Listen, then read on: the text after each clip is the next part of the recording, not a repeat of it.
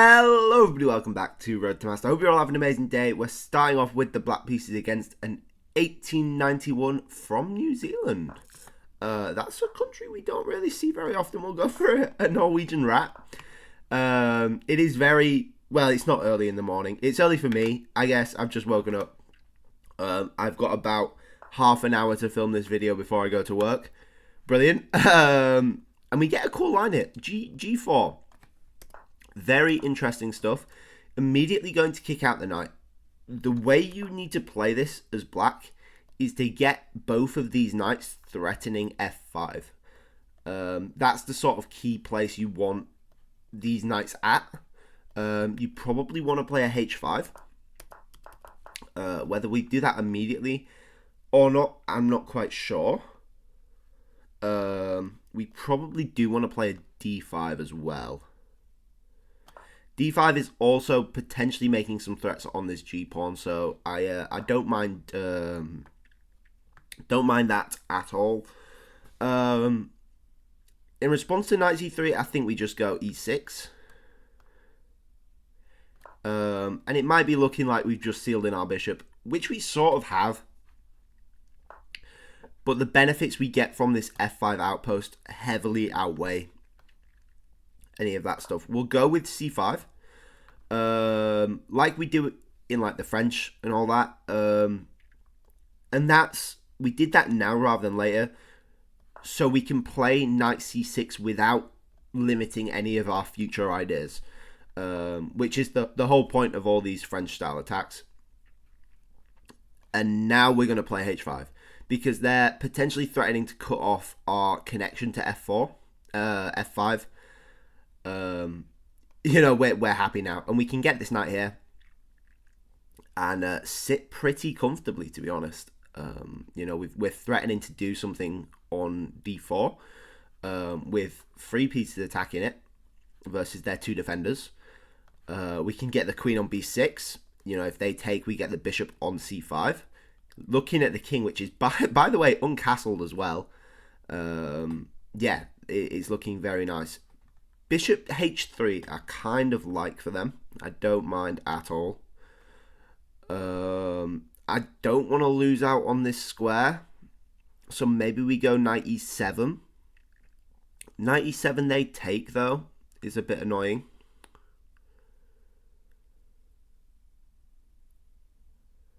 We can just take this, right? We can just take this. Yeah, we can. Just take this. Threatening even a check. I don't think that check does anything. And now we can go into f5 from this path.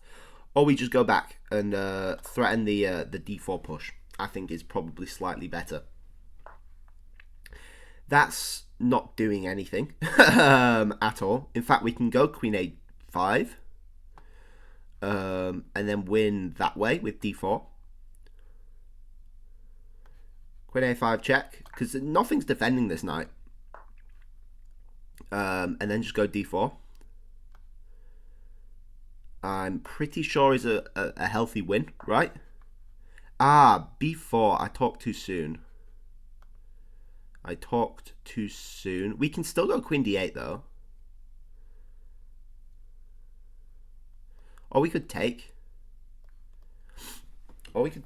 Take, pawn takes, queen takes. Works as well. Takes. Bishop takes. Works. Yeah, I think c takes works, right? Because we're threatening the knight as well, so they can't really do much about that. Takes. Knight there. Takes. Knight there. Bishop takes. Queen takes.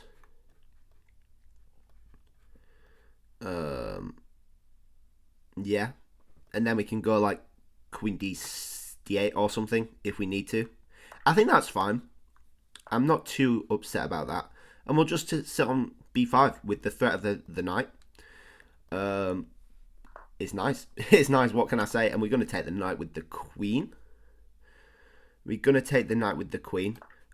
we have threats here as well with the 2 bishops on a line, which is quite nice for us. I'll take another piece, thank you. Up 8 points of material after all of that. They're looking to trade off the queen. I don't know if I even want to be honest. I think I probably should, right? Think I probably should. I don't think check works, because... No, but then you've got h4. Ooh. King there. You can take. Queen there, you probably just take. Do we just take the queen?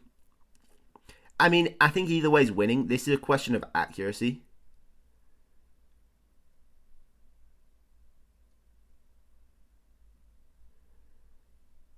I think we take the queen.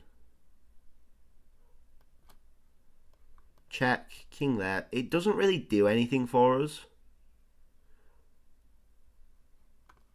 Check. Queen there. Queen takes. Bishop takes. Yeah, it doesn't really do. So what we might as well do is get this pawn blocking our passer, so it's harder for them to target. We've still got this dark squared bishop that can defend this way. They resigned, by the way. I'm not sure why I'm still talking. They resigned. Very good game. I like that. That was fun. Only 85.3% accuracy, though. That's a strange one. I thought we did quite good there. A few mistakes, few inaccuracies. 85.3 versus 68.6, 2250 versus 1450. Yeah, I mean, it was just that one tactic, really. Just that one tactic. G4, like I said, you just go straight back. You don't mess about. And we saw the power of this F5 square. Because they don't have... Once they commit this pawn to G5, or if they take or whatever, they no longer have any pawns that can actually hit this F5 square. So it's got to be with their pieces. And once this other knight comes around as well, it's basically locked in. You can't get rid of it easily at all. The way to play it is immediate H5. And takes, I'm guessing, not good. G5 also not good. They probably want a H3. H3's okay.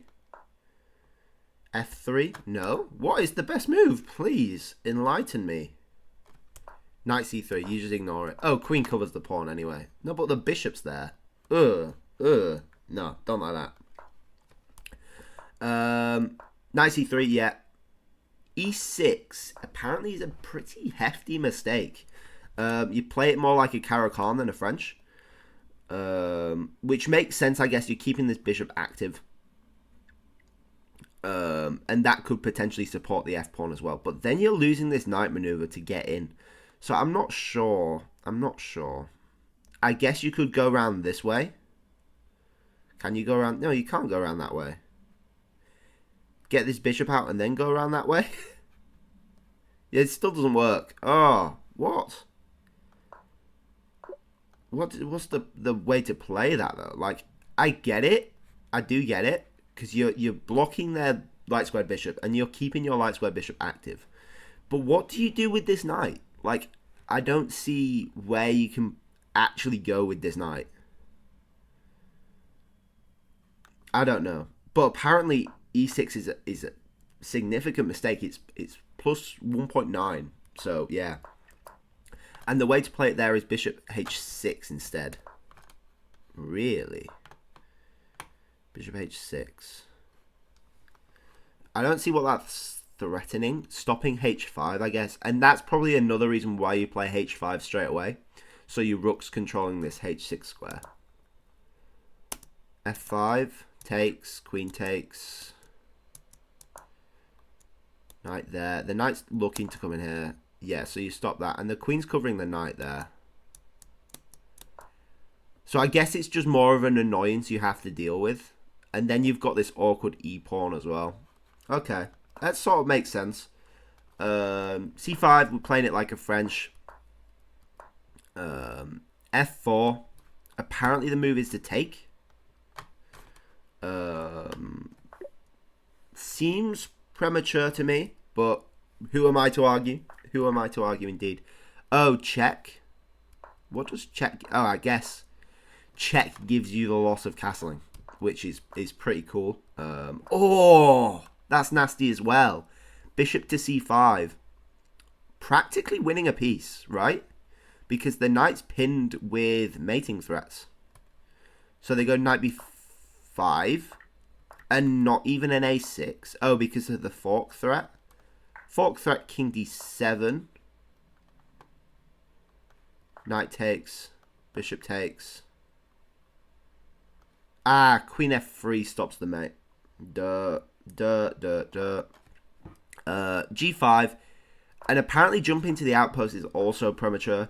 You go b6 for some reason. Probably just to get this bishop on a nicer diagonal. Makes a bit of sense. But I think we just win the pawn here. Apparently the move is to go back to f5 as well.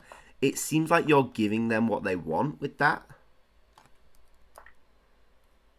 Like, they want to get rid of this really powerful knight. So I'm not sure why you would go there rather than c6, which is, it seems like a more natural move. And then this is just blundering a piece. Like, there's nothing to it. b4, we were wrong to take the pawn. Still winning, but queen d8 is the move to play.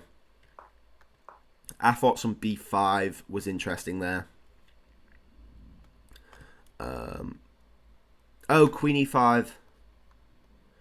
Oh, and then you're going after this bishop as well. After the bishop blocks the check, that's the problem. And if the queen blocks, then you get the rook. Wow, that's quite nice. That's quite nice. And we played something similar. So what was their best move after? Their best move was knight e4, which I think I said, right? I think I said knight e4 takes, and then knight. Oh, knight there. Eee, I'm glad I didn't do that then. I am glad I didn't do that. Ooh. And then queen there is mating. Wow. I am glad they didn't play that, because I would have for sure taken that bishop. For sure taken that bishop. The best move in this situation is f5. Oh, and you're freeing up the f7 square. Wow. And you just, I mean, you get the piece, I guess. Wow. That's insane. And then I think they just, after this point, they just compiled a ton of bad moves after each other. And yeah, it's, well, apparently they're good moves. The only bad move was castles, and apparently bishop g2 is better, which I guess just moves the bishop out of the firing line. But yeah, that's not an easy one to see.